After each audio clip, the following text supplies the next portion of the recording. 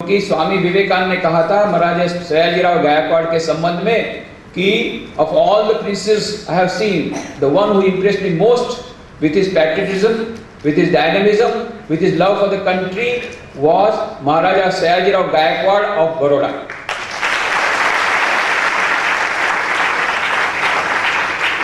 हमें बड़ी प्रसन्नता है, आदरणीय श्री कांति सेन श्रॉफ हमारे बीच हैं, हमारे रामकृष्ण मिशन विवेकानंद मेमोरियल वडोदरा की मैनेजिंग कमेटी के अध्यक्ष हैं और साथ साथ में आप जानते हैं कि वे अत्यंत सेवाभावी कई सेवाभावी संस्थाओं से जुड़े हुए हैं।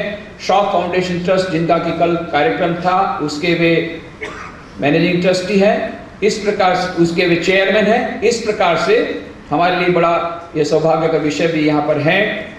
रामकृष्ण मिशन लिमड़ी के सचिव पूज्य स्वामी आदि भवानी जी महाराज हमारे साथ हैं। रामकृष्ण आश्रम राजकोट के अध्यक्ष स्वामी ध्रुवेशानंद जी महाराज हमारे साथ हैं। और यह राज्य स्तरीय जो हमारी यह स्पर्धा हुई थी, यह प्रतियोगिता हुई थी, इसमें सारे गुजरात के सभी जिलाओं के कई यहाँ पर विद्यार्थी, कई शैक्षणिक संस्थाओं के संचालक, उनके आचार्य श्री, शिक्षकगण, ये सब जो हाजिर हैं, आप सबका मैं पुनः पुनः हार्दिक स्वागत करता हूं। आप जानते हैं कि स्वामी विवेकानंद का जन्मदिन 12 जनवरी 1863 को उनका जन्म हुआ था कलकत्ता में, और इसलिए उनके जन्मदिन को राष्ट्रीय दिन के रूप में मनाया जाता है। भारत सरकार ने यह मनोनीत किया कि स्वामी विवेकानंद का जीवन है, उनका आदर्श आज के युवा वर्ग के लिए अत्यंत प्रेरणादायी हो सकता है। इसलिए इंटरनेशनल यूथ ईयर में 1985 में उस समय की सरकार ने, भारत सरकार ने यह निर्णय लिया और इस प्रकार से प्रतिवर्ष हम राष्ट्रीय युवा दिन मनाते हैं।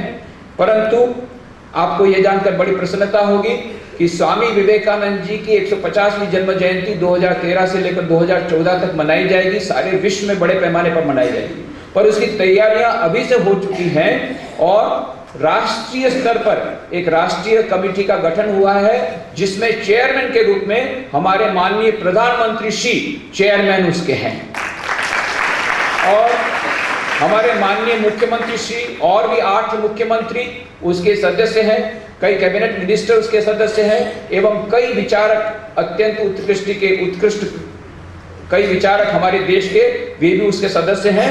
और इस कमेटी ने निर्णय लिया कि बड़े पैमाने पर स्वामी विवेकानंद की 150वीं जन्म जयंती 4 वर्षों तक मनाई जाएगी।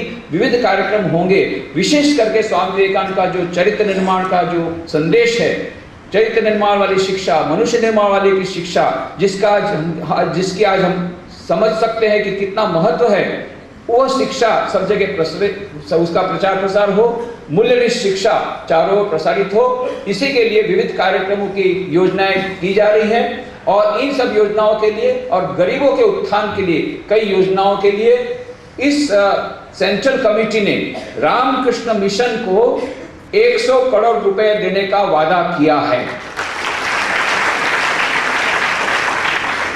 जिसमें से प्रथम वर्ष उन्होंने 4 करोड़ रुपया दिया। उसी 4 करोड़ रुपए जो हमारे रामकृष्ण मठ मिशन को, बेलूर मठ को मिले, आप जैसा जानते हैं 173 शाखा केंद्र हमारे देश विदेश में हैं, उसमें 4 केंद्र गुजरात में हैं, राजकोट, लिमड़ी, पोरबंदर।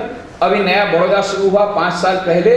वह ऐतिहासिक दिलाराम बंगलो, जिसमें स्वामी विवेकानंद स्वयं रहे थे 1892 में अप्रैल महीने में, तत्कालीन दीवान मणिभाई जसभाई के अतिथि के रूप में वह बंगला गुजरात सरकार ने 18 अप्रैल 2005 को सौंप दिया। और इस प्रकार से यह चौथा केंद्र रामकृष्ण मठ मिशन का गुजरात में प्रारंभ हो गया।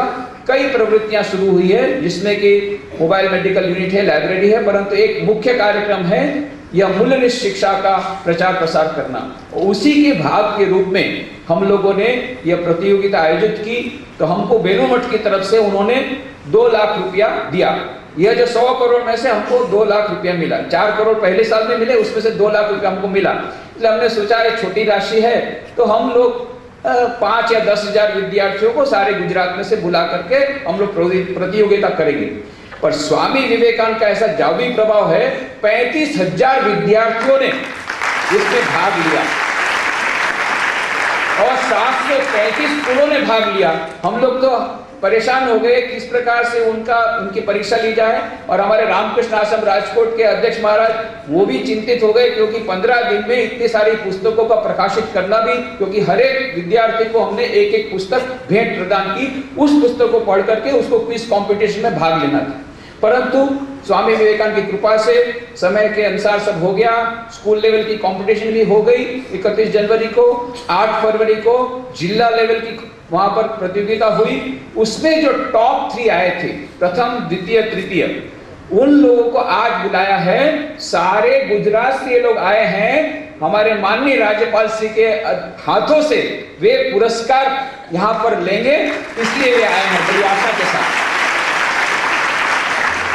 तो हमें बड़ी प्रसन्नता है कि इतने सारे विद्यार्थियों ने स्वामी विवेकानंद की किताबों को पढ़ा, और हमें पूरा विश्वास है जब इन्होंने एक किताब को पढ़ा तब उनका नशा लगेगा और किताबें पढ़ेंगे। और पुरस्कार में हम लोगों ने ये सब एटम बम के बॉक्स ही दिए हैं, पैसा कुछ नहीं दिया है, सब एटम बम के बॉक्स यहाँ पड़े हुए। जब आप लाएंगे पुरस्कार लेने के लिए सबको एक एक एटम बॉक्स।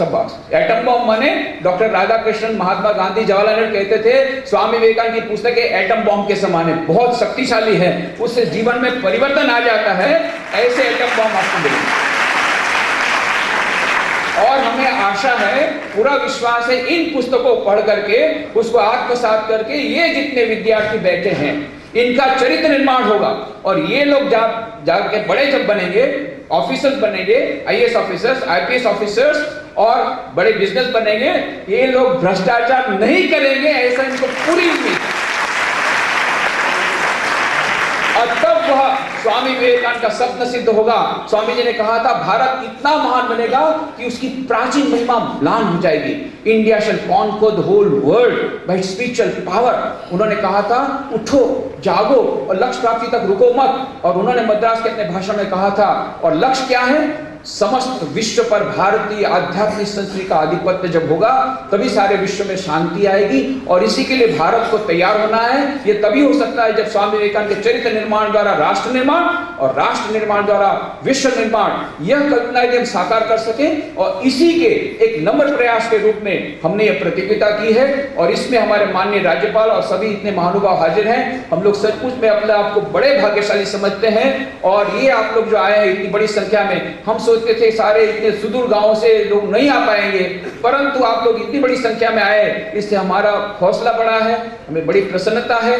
और स्वामी विवेकानंद का स्वप्न अवश्य सिद्ध होगा। स्वामी विवेकानंद तो युग दृष्टा थे, भविष्यवेता नहीं थे। उन्होंने जो कहा सब बातें सच हुई है। उन्होंने कहा था 1897 में 50 वर्षों के भीतर भारत स्वाधीन होगा बिना युद्ध किए। और ठीक 50 वर्षों बाद 1947 में भारत स्वाधीन हुआ। स्वामी विवेकानंद ने कहा था कोई भी पक्षी एक पंख से नहीं उड़ सकता। उनको पूछा गया था आप बड़ी बड़ी डिंग हाँकते हैं अपने वेदांत के दर्शन की, इतना महान वेदांत का दर्शन, तो क्यों हमारा देश गिर गया? स्वामी जी ने कहा जब हम वेदांत के ज्ञान को अपने जीवन में व्यवहार में लाते थे तो ये देश सारे विश्व में सबसे महान था। पर जब उस जीवन व्यवहार में हमने उस वेदांत को नहीं लाया और हम लोगों ने अपने उन गुणों को भुला दिया जो हमारे भारतीय दर्शन में है। विशेष करके हमने 2 महान पाप किए, उसके प्रायश्चित के रूप में हमें यह 1000 साल की गुलामी भोगनी पड़ी। कौन से 2 महान पाप? एक हमारी आम जनता की उपेक्षा, दूसरा नारी जाति पर अत्याचार। इसका प्रायश्चित जब तक नहीं करेंगे तब तक देश जागृत नहीं होगा। इसलिए स्वामी विवेकानंद ने कहा था देश तब जागृत होगा जब देश की नारी शक्ति जागृत होगी। और देश की नारी शक्ति कब जागृत होगी? जब नारियां शिक्षित होगी। आज हमारा देश आगे बढ़ रहा है और उसका प्रमाण क्या है? हमारे राष्ट्रपति एक महिला,